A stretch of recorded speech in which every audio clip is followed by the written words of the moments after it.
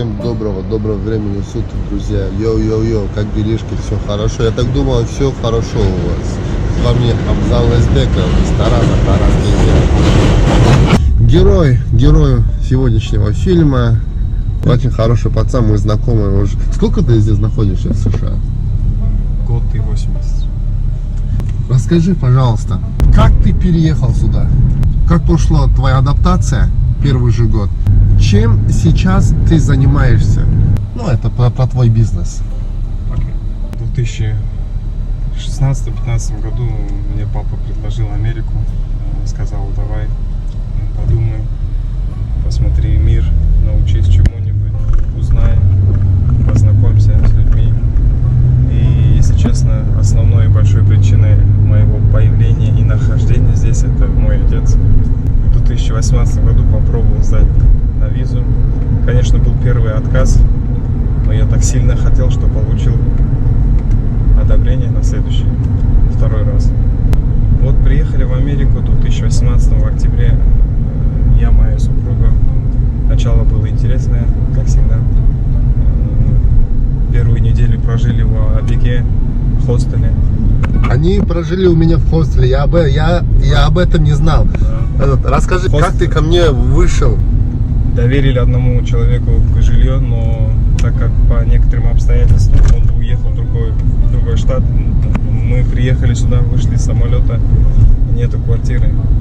Но оказывается, есть такая услуга в Абике, называется хостел. Спасает всех и всегда. Вот. И в октябре, когда мы приехали, вообще не было некуда идти.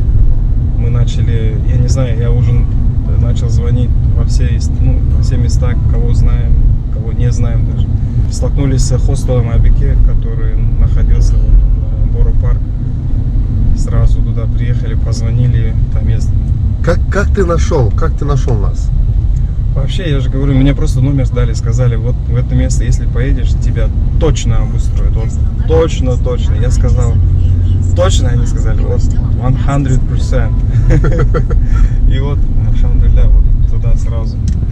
В Абике неделю жили, там перемены были, поехали в Нью-Джерси. В Нью-Джерси жили еще неделю.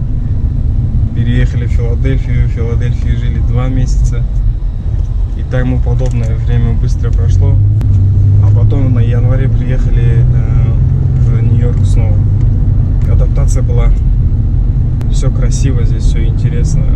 Но бывают моменты ожидания и реальности. Но самое главное, это если сюда ты приходишь, это у тебя должны быть, прям железные нервы должны быть. Потому что начало бывает очень таким нервозным, морально тяжело восприять какие-то моменты и тому подобное. Но самое главное это мышление.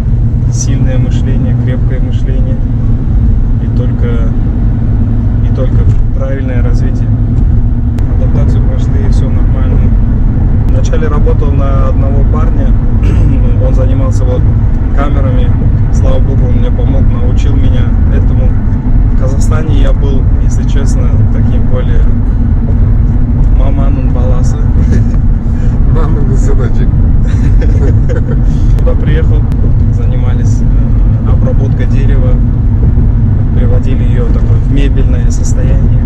После этого в то время я получал $130 в день. 130 долларов. Потом переехали, что было у нас интересно. Потом я как-то начал свой опыт в Филадельфии насчет камер, начал в выходные дни заниматься part-time job, то есть я писал объявление, писал людям, что я занимаюсь установкой камер, и в выходные дни мне писали люди, и в неделю 1 раз, 2 раза я выходил на установки отдельно от моей работы, и так все шло хорошо, прям каждая неделя была busy. Мне стало интересно, я уже думал, так, почему бы нет, может надо что-то делать. Когда я занимался выходные дни part-time job, тогда я познакомился с многими людьми, были бизнес-оунеры, и один из них, я все еще с ним общаюсь, Доминик, он мне сказал, купи машину, начинай, хоть ты заработаешь $100 в неделю, но это будет твой бизнес и твои деньги, не то, что что-то в кого-то или в чей-то карман. эти люди все были причиной мне стать или начать свое дело. Открыл компанию Incorporation, или как у нас там, ИП. Очень просто, $400 примерно. Дальше придумали название, сделали логотип, заказали футболки. Я вышел на себя где-то в месяце октябре. Первые 2 месяца было busy, работали прям хорошо. Работал один. Зима пришла, было slow. Коронавирус пришел, было slow. Вот сейчас вроде восстанавливается рынок. Вот договариваемся с клиентом насчет установки вечером сегодня 12 камер. Сейчас договариваемся насчет цены. Если будет одобрение, то начнем сегодня вечером. Что, договорились на вечер сегодня? Да, вроде договорились, все окей. Он сказал, что они готовы работать с нами. Интересно то, что эти ребята меня нашли через старого клиента, которому я делал год назад. Здесь, например, в США, авторитет важен. Как вы работаете, как вы делаете свою работу.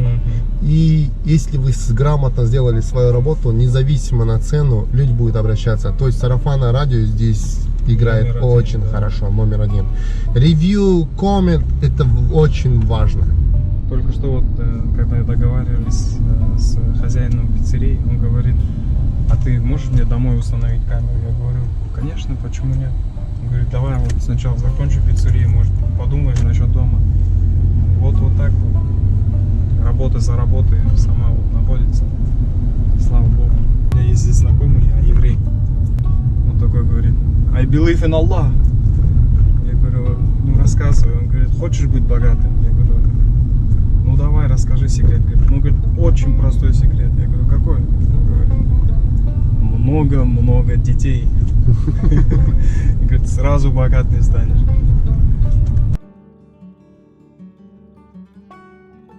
Вот мы познакомились с женой в 2014 году, наверное. Это был первый курс в колледже, когда мы только-только поступили. Было, конечно, я не знал, что она станет моей супругой. Я тоже. Но было, конечно, время проходило, она мне нравилась. С каждым днем я изучал ее больше. И также, как я понял, она изучала меня тоже. И вот в 2017 году весной я решил сделать предложение. И, слава Богу, она приняла. Спасибо. И после этого в 2018 году весной мы поженились. И Через 6 месяцев. И через 6 месяцев, да, мы прилетели сюда, в Нью-Йорк. У нас медовый год начался. Но в начале, когда я его увидела, он казался мне как солнышко, прям такой. Не знаю почему, прям как солнышко с такими лучиками. Когда начинали бизнес, я же как сказал, супруга, родители, друзья, все сказали: начинай, будь уверен. Когда вот я начинал бизнес, интересно было, в выходные дни, когда не было машины, мне приходилось нанимать такси, либо ехать в метро. Это было примерно... Прям с инструментами, они такие тяжелейшие. Да, один чемодан инструментов, рюкзак на плечах, коробка кабеля. И вот так я уходил где-то с 3 вещами, полный, забитый, возвращался с одной сумкой. Было все для опыта, конечно. И вот я вот вспоминаю эти дни. И с одной стороны, надо, оказывается, гордиться собой тоже, что ты смог преодолеть это, да. И эти воспоминания сейчас для меня как-то приятное, не то, что было тяжелое для меня, все-таки это более приятно, что это какой-то опыт, который мы смогли пройти вместе. И слава Богу, что сейчас есть транспорт для передвижения, конечно, это вообще облегчает жизнь здесь, в Нью-Йорке, и даже в любом месте, скажем. Как мы купили первую машину, вообще было интересно, даже... Если честно, мы где находимся, это было место, где мы решили купить машину. Мы были с друзьями, у нас есть здесь друзья, Ильдар Ахбота. И как-то мы сюда пришли, в этот парк, сидели. А до этого за пару дней мы просто думали, может, надо купить машину, так как я говорил ранее, что я уволился с той работы. И сидели здесь, зашли в Facebook Marketplace, и Эльдар начал набирать машины. Смотрим, первая машина была, или даже нет, пару машин. И этот хозяин, он первым ответил, ему мы сказали, можем ли мы подъехать сейчас. Он говорит, ну давайте, поехали. Он просил вообще, это была машина Honda Odyssey, 2002 год, цена была $2000. Мы поехали к нему, и я смотрю, это оказывается, ну, человек из Арабских островов. И мы начали такой, ой, мусульманин, ты давай нам немножечко скидку. И в конце концов мы объяснили ему ситуацию, что мы начинаем бизнес и тому подобное, нам нужна хорошая машина и недорого. В конце концов мы ему предложили 1300, но он сказал, что может дать за 1500. В этот же день, в тот же час мы ему отдали деньги, забрали машину, уехали домой. Конечно, было рисковали. Взяли другие номера, поставили, поехали. Ну, как говорится, не без рисков. Везде надо какие-то риски делать. И вот так доехали домой на первой своей машине.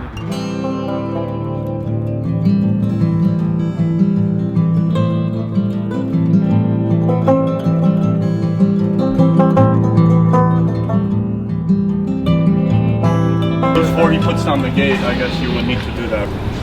Ждем, когда договориться. Смаргам. Пойдем, брат, лестницу вытаскиваем.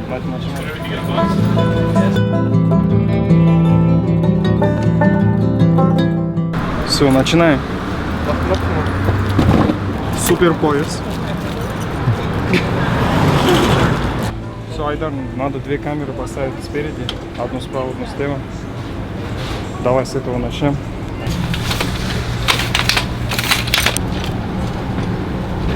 Установка наружных камер, двух камер примерно занимает около 30 минут примерно. Айдар, давай вытягиваем до конца. В офис прям надо. До конца, до двери.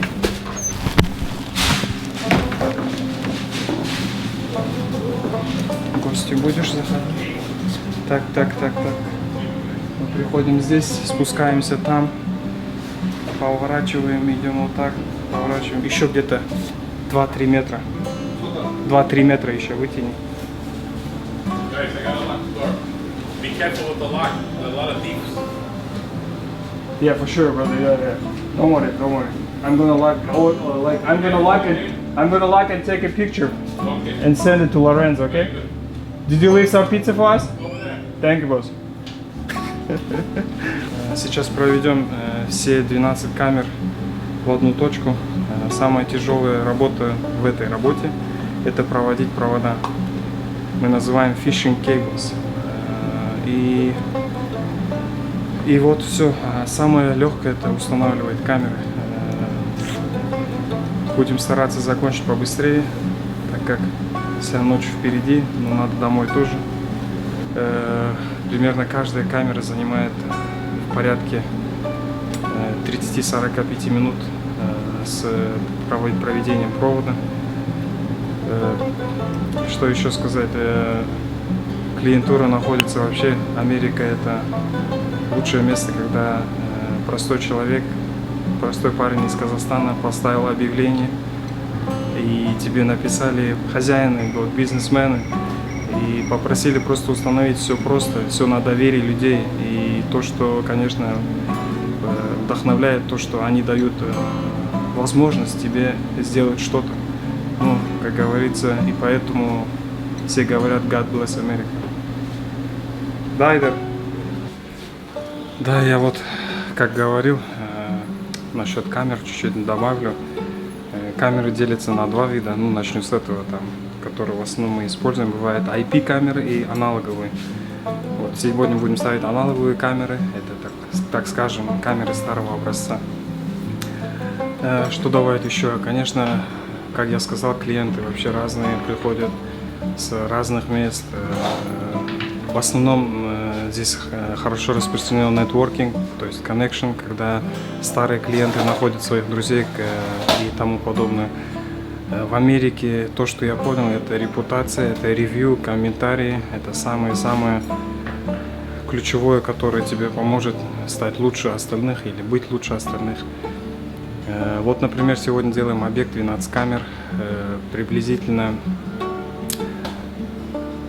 расчет выходит так, что, скажем, на каждую камеру у нас выходит прибыли где-то $50. И то есть из этого, но если честно, эта цена у нас прям супер-супер. Вообще на маркете цена где-то $100 за камеру выходит прибыли. То есть, например, если 12 камер устанавливаем с проведением проводов, это 1200, но мы делаем за 600, скажем. Но для нас, для, так скажем, начинающих, это вообще супер. И вот отдаем хелперу, остаток остается себе. То есть жена забирает и чуть-чуть мне отдает, там, покушать, там, кофе попить. И вот примерно так.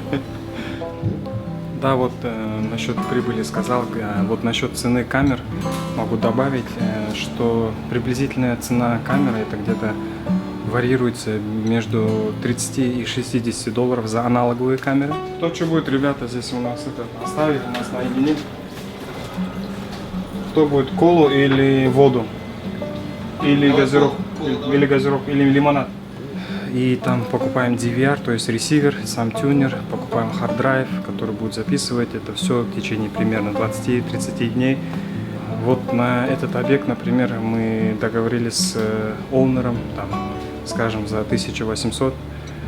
Мы потратили там более $1000 только на оборудование, там всякие эквипменты, провода, даже мелочные вот коннекторы, они тоже, скажем, центы, но в итоге это тоже доллары.